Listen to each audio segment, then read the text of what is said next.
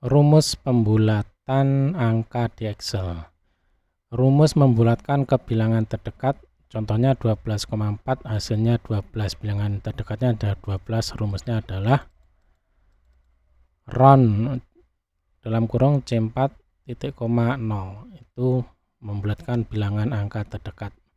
Kemudian membulatkan ke satu angka 12,46, satu angkanya adalah 5.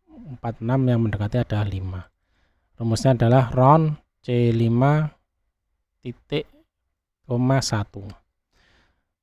Kemudian membulatkan ke atas 12,1 menjadi 13, rumusnya adalah C6, round up C6, titik koma 0.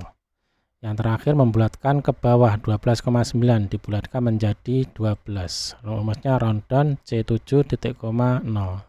Oke, semoga bisa bermanfaat.